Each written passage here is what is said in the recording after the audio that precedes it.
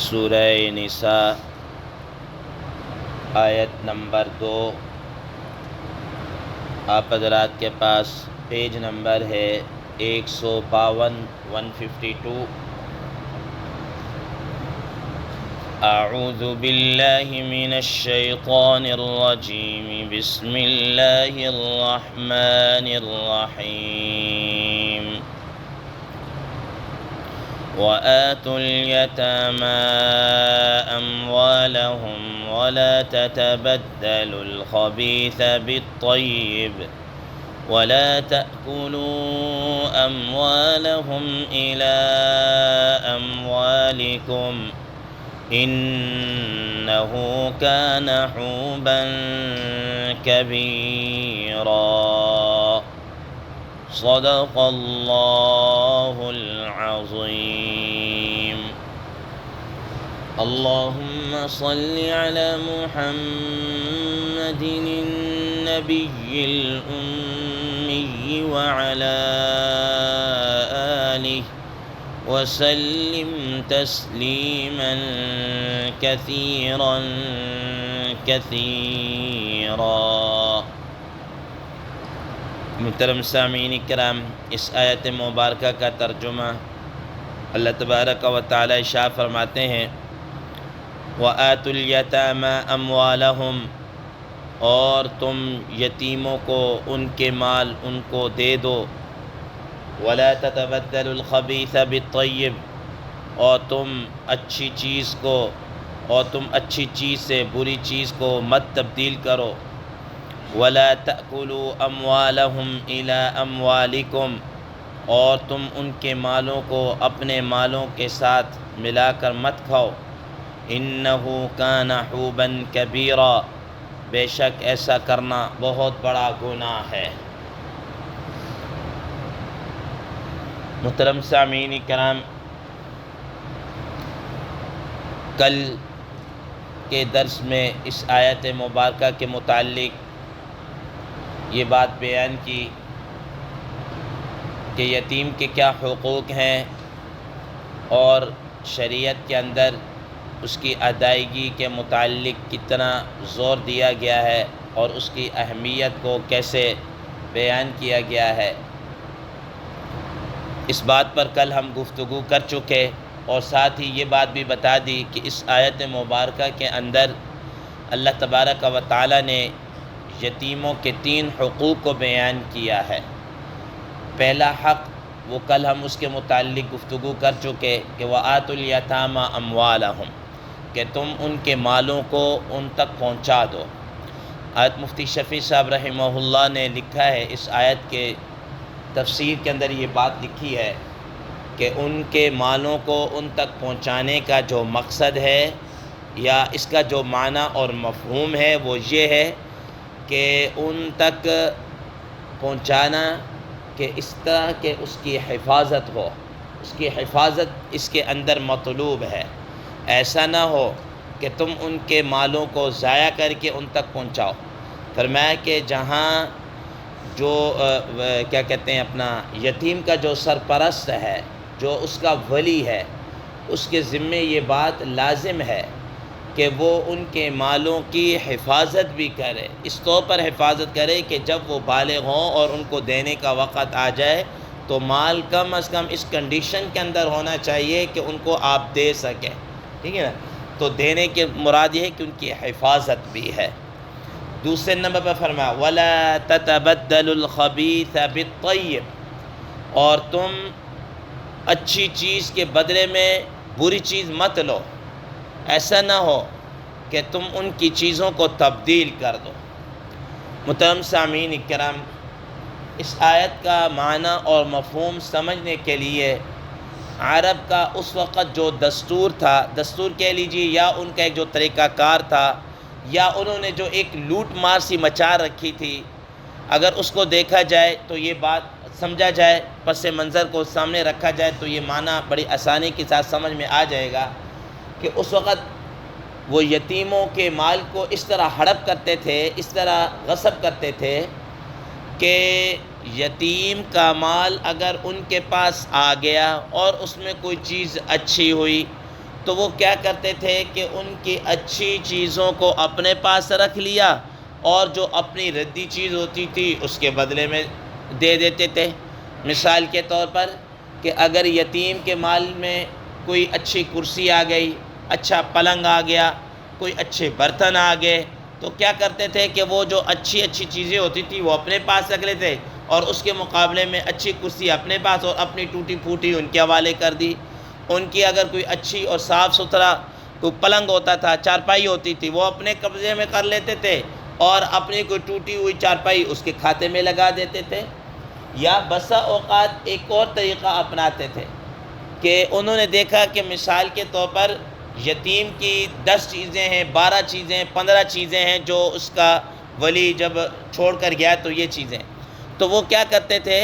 کہ اب لوگوں کو پتہ ہے کہ 12-13 چیزیں ہیں، کون کون سی بسا اوقات اس کی ڈیٹیل کا نہیں پتہ ہوتا، تو وہ کیا کرتے تھے کہ ان میں سے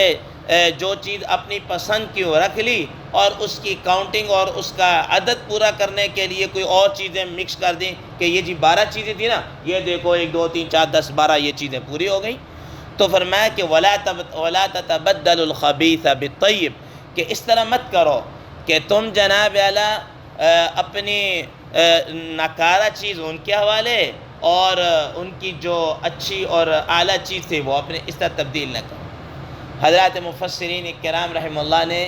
ایک اور معنی بھی اس کا بیان کیا ہے، وَلَا تَتَبَدَّلُوا الْخَبِيثَ بِالطَّيِّبِ، کہ دیکھو ایک تمہارا مال ہے، انسان کا جو اپنا ذاتی مال ہوتا ہے وہ اس کے لیے حلال ہوتا ہے، اور حلال چیز ہمیشہ طیب ہوتی ہے، پاکیزہ ہوتی ہے، ٹھیک ہے۔ اور جب انسان کسی دوسری کی چیز غصب کرے گا، کہیں ڈاکہ ڈالے گا، کہیں چوری کرے گا، کہیں غصب کرے گا، کہیں ناجائز طریقے سے اس کو ہتھیائے گا، تو وہ چیز باوجود ہے کہ اچھی ہونے کے اس کے اندر نجاست، گندگی، خباثت آ ہی جائے گی، ٹھیک ہے نا۔ اب دیکھیں مثال کے طور پر چور چوری کرتا ہے، اب بظاہر اس نے سونا لیا، سونے بڑی اچھی چیز ہے، ٹھیک ہے نا۔ ہر ایک آدمی، کون سا ایسا آدمی جو سونے کو نہ چاہتا ہو، ٹھیک ہے نا۔ ہر ایک آدمی ہوتا ہے میرے پاس اچھا خاصا گولڈ ہو یا پیسہ ہے، کہیں سے وہ پیسے پہ ہاتھ مارتا ہے، ڈالر اڑاتا ہے، کچھ بھی کرتا ہے۔ اب یہ ڈالر بظاہر بڑی ایک امپورٹنٹ چیز ہے، بڑی اچھی چیز ہے، عمدہ چیز ہے، لیکن اس نے چونکہ اس کو ناجائز طریقے سے اختیار کیا ہے، تو اس ناجائز طریقے سے اختیار کرنے کی وجہ سے اس کے اندر خباثت آ چکی ہے، اس کے اندر ناپاکی، گندگی اور نجاست آ چکی ہے، بظاہر وہ چیز کتنی اچھی کیوں نہ ہو۔ اسی وجہ سے شریعت نے جتنی بھی یہ چیزیں حرام قرار دیں، ان کے اندر ظاہری یا باطنی طور پر کہیں نہ کہیں اس کے اندر نجاست ہے، جس کی وجہ سے شریعت نے اس کو حرام قرار دیا، تو فرمایا کہ تم ایسا نہ کرو کہ اپنی پاکیزہ چیز تو اس کو دے دو اور اس کے بدلے میں جو تم نے غصب چیز کی ہے اس کے اندر خباثت اگرچہ بظاہر نظر نہیں آ رہی لیکن باطنی طور پر اس کے اندر نجاست اور گندگی ہے، وہ تم اپنے کھاتے میں لے، ایسا بھی تبدیل مت کرو۔ محترم سامعین کرام، حضرات مفسرین کرام رحمہ اللہ اسی آیت کے اور اسی آیت کے جملے کے ماتحت یہ بات بھی لکھتے ہیں کہ وَلَا تَتَبَدَّلُوا الْخَبِيثَ بِالطَّيِّبِ کے اندر جس طریقے سے یتیم کے مال کو اس طریقے سے تبدیل کرنا اور لینا دینا جیسا یہ ناجائز ہے، یہ حرام ہے، ایسے ہی یہ بھی ناجائز اور حرام اور یہ خبیث کو طیب کے بدلے میں کرنا ہے کہ آپ یتیم کے مال کو ایسی جگہ لگا دیں کہ جس میں پتہ چلے کہ یہ ضائع ہو گیا اور جناب اللہ اس کا مال ہی سارا ختم ہو گیا، اور یہ اس طریقے سے فرمایا کہ یہ بھی کیا ہے، اس طرح تبدیل کرنا یہ بھی جائز نہیں ہے، یہ بھی جائز نہیں ہے۔ اس لیے شریعت نے حکم دیا کہ تم نے اس کی جہاں سرپرستی کرنی ہے، اس کے مال کی حفاظت کرنی ہے تو اس طور پر کریں، اگر کسی جگہ انویسٹمنٹ کرنی ہے تو اچھے طریقے سے کسی جگہ مال کو لگانا ہے تو احسن انداز میں، کہیں ایسا نہ ہو کہ اس کا مال سارے کا سارا تم کیا ہے ضائع کر بیٹھو، اور یہ بھی چیز نہیں۔ اور تیسرے نمبر پر جو اس آیت مبارکہ کے اندر حکم دیا، فرمایا وَلَا تَأْكُلُوا أَمْوَالَهُمْ إِلَىٰ أَمْوَالِكُمْ، تم ان کے مالوں کو اپنے مالوں سمیت ملا کر مت کھاؤ۔ اس وقت لوگ کیا کرتے تھے کہ اگر مثال کے طور پر ظاہر ہے ہر انسان ایک جیسا نہیں ہے، بعض بچے ایسے ہوتے ہیں کہ ان کے والدین بڑے مالدار ہوتے ہیں، اب سڈنلی اگر ان کا انتقال ہو جائے، پیچھے بچوں کے لیے بڑی وراثت چھوڑ کر جاتے ہیں۔ اب اگر کوئی اس کا سرپرست ایسا ہے کہ جو مالی پوزیشن میں اس طرح نہیں ہے جیسے اس کا مال ہے، تو وہ کیا کرتے تھے کہ اس کے مالوں کو کہ جی ہم یتیموں پر خرچ کر رہے ہیں، اس بہانے ان کا مال ہڑپ کر جاتے تھے کہ جی ہم ان کا مال ان پر لگا رہے ہیں، ان کو کھلا رہے ہیں، ان کا، اور اس ضمن کے اندر اپنا پیٹ بھر رہے ہوتے تھے، اپنا الو سیدھا کر رہے ہوتے تھے۔ تو فرمایا کہ تم اس طریقے سے ان کے مالوں کو اپنے مالوں کے ساتھ ملا کر اس طرح مت کھاؤ۔ ہاں،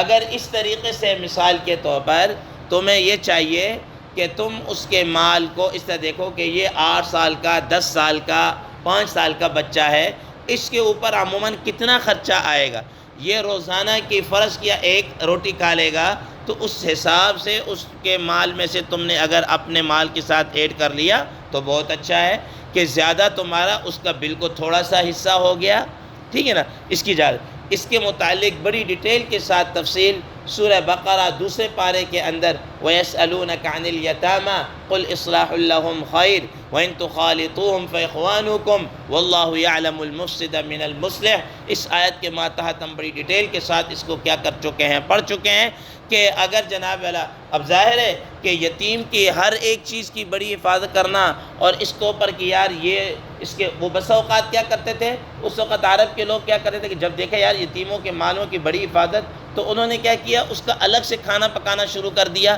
الگ سے سالن بنانا شروع کر دیا۔ اب مثال کے طور پر اب دیکھیں یہ گرمی ٹکا کے وہاں گرمی ہوتی ہے، اب اگر کوئی ایک سالن اس کا بنا دیا، اب ظاہر ہے جب سالن بنائیں گے تو ایسا تو نہیں ہوگا نا کہ صرف 2 چمچ بنے گا، وہ تو اتنا بنے گا کہ 2-3 ٹائم تک۔ بسا اوقات اس طرح وہ بناتے تھے، اب یتیم نے تھوڑا کھایا وہ بچ گیا، خود کھا نہیں سکتے کہ اللہ تعالیٰ نے منع کیا ہے، وہ بڑی تکلیف دہ مرحلہ ہوتا تھا کہ ضائع ہو گیا، خراب ہو گیا، گرمی کا موسم میں ایک سے دوسرے وقت تک نہیں پہنچا، تو اب وہ اس بڑی ٹینشن، تو اللہ تعالیٰ نے ان کو فرمایا کہ تم اتنا ایڈ کر لو، تم اپنے مالوں میں تھوڑا سا ایڈ کر لو، تو جس کے اندر یہ ہے کہ ان کے مال کی حفاظت ہو۔ اب اللہ واللہ یعلم المفسد من المصلح، تو اللہ تعالیٰ ایسے اصلاح کرنے والے کو جانتے ہیں، تمہاری نیتوں سے کیا ہے واقف ہے، لہذا تم ان کے مالوں کو اپنے اس میں تھوڑا تھوڑا سا شامل کر کے ان کی ضرورت کے بقدر کیا کر سکتے ہو، استعمال کر سکتے ہو، ٹھیک۔ تو فرمایا وَلَا تَأْكُلُوا أَمْوَالَهُمْ إِلَىٰ أَمْوَالِكُمْ، کہ ان کے مالوں کو ایسا سمجھ کر ہڑپ کر جانا، کھا جانا۔ بسا اوقات اس طرح بھی ہوتا تھا کہ لوگ کیا کرتے تھے کہ ان کی کوئی اچھی چیز ہوتی تھی، مثال کے طور کوئی پراپرٹی ہے، ٹھیک ہے نا، پراپرٹی ہے، تو لوگوں کو عموماً پتہ ہوتا ہے کہ یار اس کے والد نے کوئی مکان چھوڑا ہے، کوئی جائیداد چھوڑی ہے، پتہ نہیں ہوتا تھا بسا اوقات کون سی ہے، لیکن ہوتا ایسا تھا کہ بھئی اس کی جو پراپرٹی ہے اس کی تو بڑی ویلیو ہے، تو وہ کیا کرتا تھا کہ جو کفیل، جو اس کی کفالت کر رہا ہوتا، سرپرست ہوتا، کہ وہ اپنی کوئی گھٹیا زمین جناب والا اس کے نام کر دی، اور اس کی جو اچھی چیز ہوئی اپنے نام کیا ہے کر دی، اس طرح ملا کر خرد برد اور اس طرح رجسٹری کروا لیتے تھے۔ تو ان ساری چیزوں سے قرآن مجید نے کیا کیا ہے، منع کیا ہے۔ فرمایا انہ کان حوبا کبیرا، اگر تم اس طرح کے معاملات کرو گے تو یہ بہت بڑا گناہ ہے، یہ بہت بڑا گناہ ہے۔ حضرات مفسرین کرام رحمہ اللہ فرماتے ہیں یہاں لفظ حوب استعمال کیا ہے، حوب ہا کے ضمہ کے ساتھ ہو یا حوب ہا کے فتحہ کے ساتھ ہو۔ حضرت عبداللہ ابن عباس رضی اللہ تعالی عنہما فرماتے ہیں کہ یہ حبشی زبان کا لفظ ہے، اور اس کا معنی کیا ہوتا ہے، گناہ، اس کا معنی کیا ہوتا ہے، گناہ کے، ٹھیک۔ احادیث کے اندر بھی جناب والا وہ اس کی دعا ایک آتی، اس کے اندر اس لفظ کو استعمال کیا گیا کہ اللہم تقبل توبتی واغسل حوبتی، کہ اللہ میری توبہ کو قبول کر، واغسل حوبتی، اور میرے گناہوں کو بالکل کیا کر دیجئے، دھو دیجئے، میرے گناہ کو دھو دیجئے۔ تو یہ لفظ حوب و یا حوب اس کا معنی کیا ہے، گناہ کیا ہے۔ تو فرمایا کہ اس طریقے سے اوچھا ہتھ کنڈا استعمال کر کے یتیم کے مال کو کوئی بھی شکل ہو ہڑپ کر جانا، یہ کیا ہے، یہ بہت بڑا گناہ ہے۔ اور یہ کتنا بڑا گناہ ہے، اور اس کا اس رکوع کے آخر میں جا کر خود اللہ تبارک و تعالیٰ کیا کریں گے، ذکر کریں گے کہ اس کی سزا کیا ہے۔ اللہ تبارک و تعالیٰ سے دعا ہے اللہ تبارک و تعالیٰ ہمیں ان چیزوں کو سمجھنے کی اور اس پر عمل کرنے کی توفیق عطا فرمائے۔ وآخر دعوانا الحمدللہ رب العالمین۔